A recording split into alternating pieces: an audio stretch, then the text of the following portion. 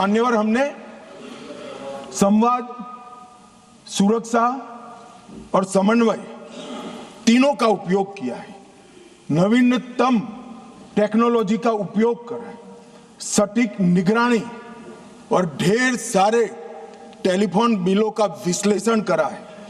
Location tracking system, mobile phone की गतिविधियां, scientific call logs, social media analysis, forensic और तकनीकी संस्थानों की सहायता लेकर ये पूरे अभियान का हमारे गृह मंत्रालय ने नेतृत्व किया है।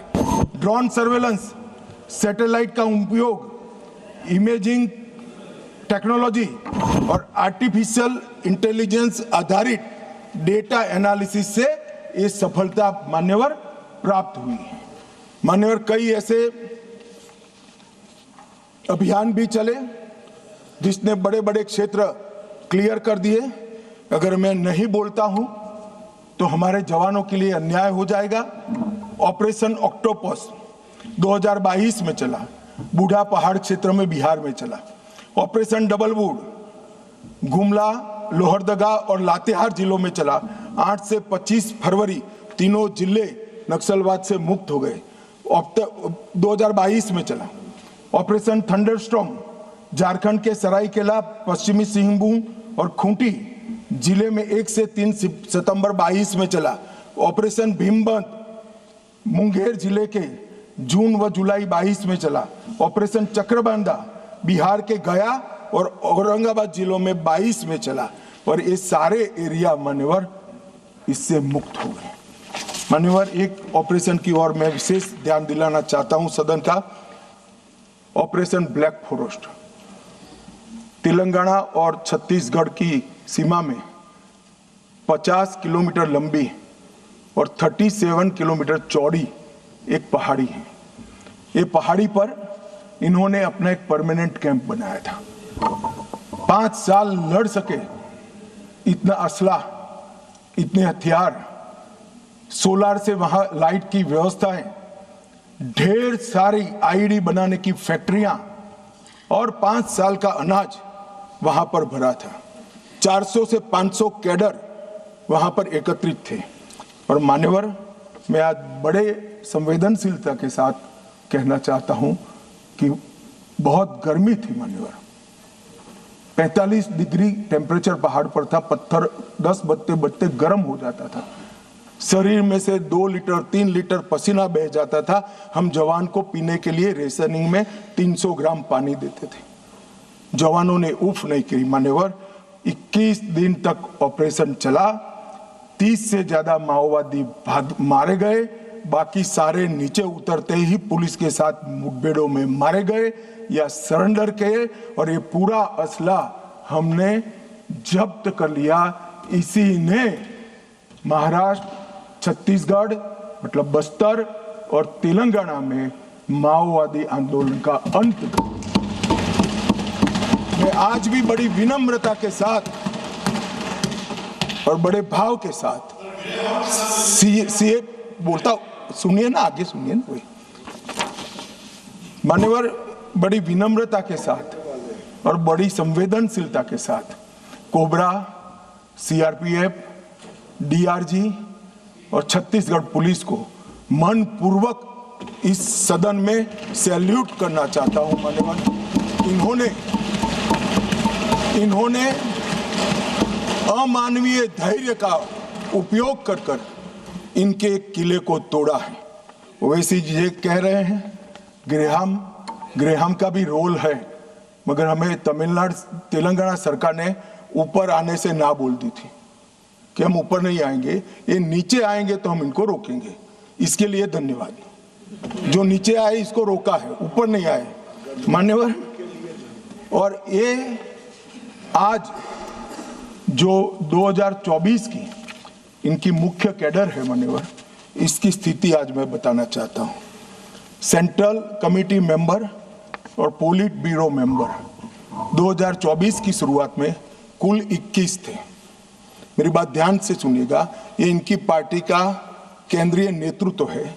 21 थे, 1 पकड़ा गया है, 7 सरेंडर हुए हैं, 12 मारे गए हैं, और एक फरार है, उसके साथ भी वार्ता चल रही है। मुझे लगता है वो भी जल्दी सरेंडर कर देंगे। तो 21 के 21 सेंट्रल कमिटी मेंबर और पोलिट ब्यूरो मेंबर समाप्त हो चुके हैं और केंद्रीय व्यवस्था उनकी टूट चुकी। दंड कार्यालय में 27 स्टेट कमेटी थी, 27 की स्टेट कमेटी थी। 3 अरेस्ट हुए, 20 सरेंडर हुए, 11 मारे गए और 2 से बातचीत चालू हुई है। वो भी 37 के 37 लोग दंडकारणीय जो उनकी मुख्य स्टेट कमेटी थी वो समाप्त हो चुकी।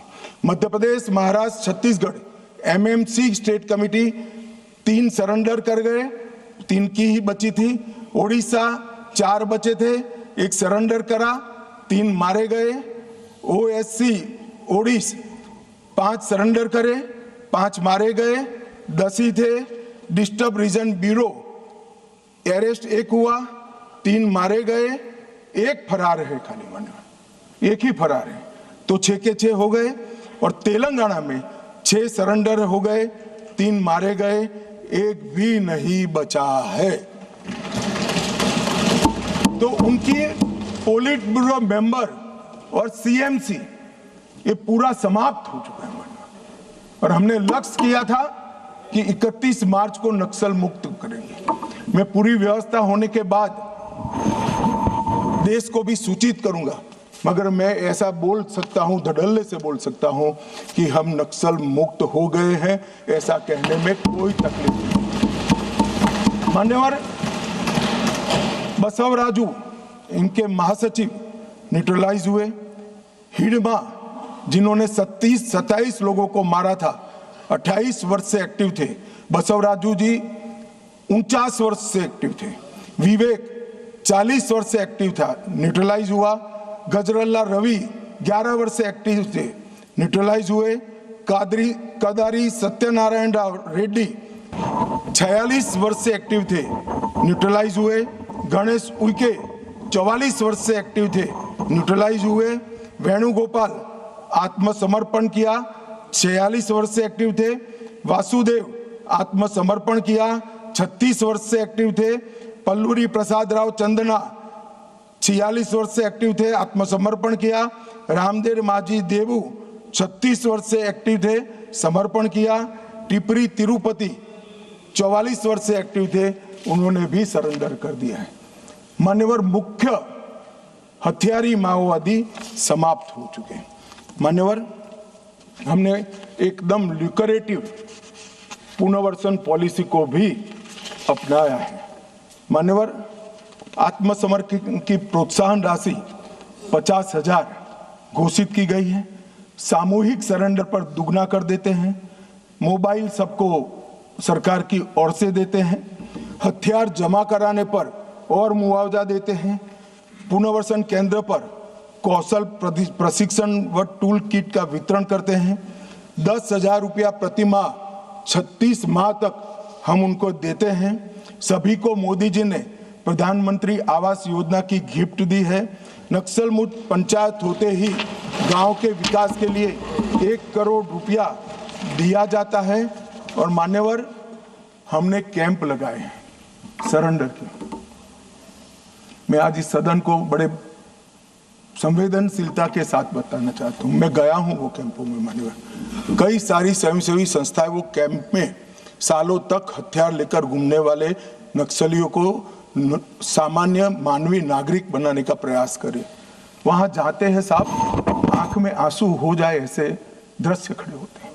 किसी नक्सली बच्ची को नेल पॉलिश देते हैं तो लगाते लगाते रो पड़ती है।